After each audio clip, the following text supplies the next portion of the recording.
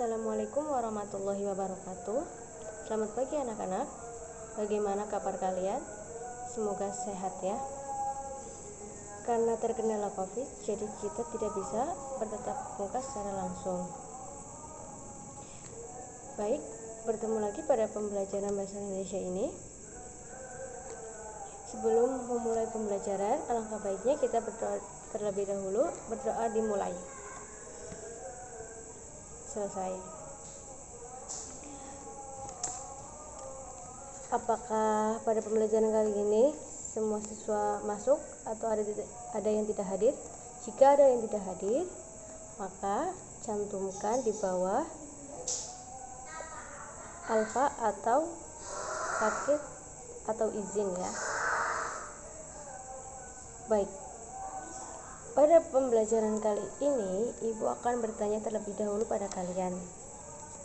Dalam kehidupan sehari-hari, apakah kalian pernah melakukan sebuah tawar-menawar atau bernegosiasi dalam hal apapun?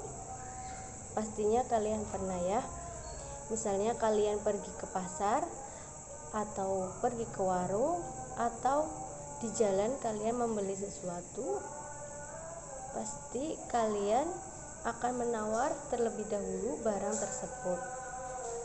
Nah, proses tawar-menawar tersebut dinamakan negosiasi. Jadi, pada pembelajaran kali ini kita akan membahas tentang teks negosiasi.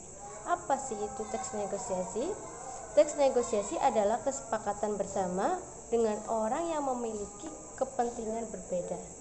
Jadi, teks negosiasi itu kita menawar suatu barang yang kita inginkan untuk mendapatkan harga yang mungkin lebih rendah dibanding harga yang penjual tawarkan. Nah, dalam negosiasi ada ciri-ciri. Apa ciri-cirinya? Ciri-cirinya adalah yang pertama, adanya kesepakatan yang menguntungkan. Jadi, dalam bernegosiasi harus ada kesepakatan antara penjual dan pembeli, tidak boleh sepihak. Jadi ketika kita bernegosiasi, kita menawar barang kepada penjual, lalu penjual itu tidak mengizinkan, itu tidak dinamakan negosiasi. Berarti negosiasi itu gagal. Tapi jika penjual sepakat dengan harga yang kalian nego, berarti itu sukses kalian bernegosiasi. Yang kedua yaitu untuk tujuan praktis. Dan yang ketiga yaitu mengutamakan kepentingan bersama.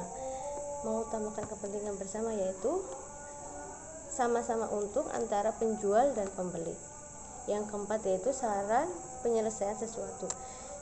Jadi bernegosiasi itu untuk menyelesaikan suatu hal yang kita inginkan dan disepakati oleh penjual. Nah, selanjutnya yaitu ada struktur teks negosiasi. Apa itu struktur teks negosiasi? Yaitu yang pertama, orientasi. Apa yang dinamakan orientasi? Orientasi adalah kalimat pembuka, misalnya ucapan salam atau sapaan. Misal kita mau bernegosiasi membeli sesuatu barang, entah itu baju atau buah atau makanan, pasti kita menyapa penjual terlebih dahulu. Bentuk sapaan itu bermacam-macam, ada yang misalkan ke warung mengucap salam, atau langsung ke penjualnya, langsung misalkan, Pak, saya mau beli, itu bisa ya. Yang kedua yaitu permintaan. Permintaan berupa barang atau jasa yang mau dinegosiasi. Nah, jika kalian mau bernegosiasi, kalian harus memilih barang terlebih dahulu apa yang akan kalian negosiasi. Yang ketiga yaitu pemenuhan. Pemenuhan yaitu kesanggupan barang atau jasa. Jadi, pemenuhan itu apa yang tadi saya katakan, penjual sanggup dan rela untuk melakukan negosiasi atau mau untuk bernego ya untuk mendapatkan harga yang lebih rendah daripada yang ditawarkan tadi di awal. Yang keempat yaitu penawaran. Penawaran yaitu kedua pihak saling tawar menawar. Nah, di sini antara penjual dan pembeli itu saling tawar menawar. Misalkan kita menawar harga yang lebih rendah dan penjual tidak ingin, tapi kita bersikeras untuk bernegosiasi. Nah, kemudian penjual mau, itu namanya tawar menawar. Yang selanjutnya yaitu persetujuan. Persetujuan yaitu sama kayak pemenuhan, yaitu penjual setuju dengan apa yang kita tawar. Yang selanjutnya yaitu pembelian. Setelah kita melakukan negosiasi dan kita mendapatkan apa yang kita negokan, lalu kita sepakat membeli dan deal untuk melakukan jual beli. Yang berikutnya itu penutup. Nah, penutup di sini yaitu ucapan terima kasih atau ucapan salam penutup. Ya, mungkin umumnya ya terima kasih ya. Nah, kemudian yaitu langkah-langkah menulis teks negosiasi. Yaitu yang pertama menentukan tujuan. Ketika kita akan menulis sebuah teks negosiasi, kita harus melakukan tujuan terlebih dahulu.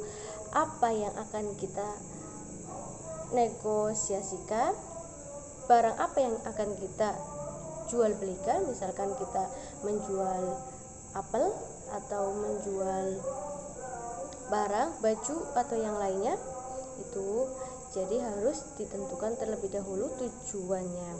Yang selanjutnya yaitu menentukan pihak yang berkaitan. Nah, sebelum kita berdagang, seharusnya kita menentukan tujuan yang berkaitan terlebih dahulu, yaitu siapa sasaran kita nantinya, ataukah anak-anak atau ibu-ibu atau masyarakat umum. Nah, kemudian selanjutnya yaitu menentukan masalah. Menentukan masalah di sini yaitu ketersediaan barang atau tidak.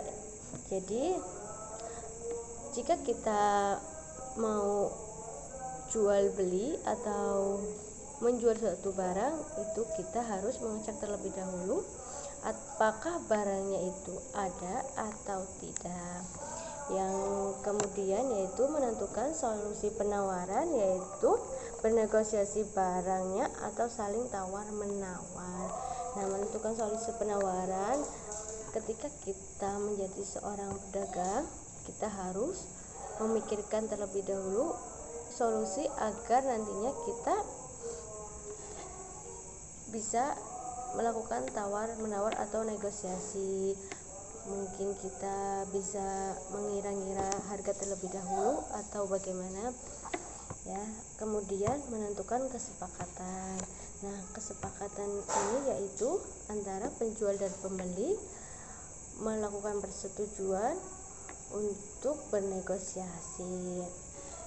Nah, sampai sini ada yang mau ditanyakan? Untuk tugas praktek, ibu minta kalian membuat satu teks negosiasi. Tema terserah kalian, apapun, entah itu menjual barang, menjual buah, menjual makanan, atau yang lainnya. Batas waktu sampai sore. Nanti kalau sudah, kalian kumpulkan ke ibu. Jika ada yang ditanyakan, silahkan nanti kalian tanyakan ke ibu. Kalau tidak ada yang ditanyakan, mungkin ibu cukupkan untuk pembelajaran kali ini.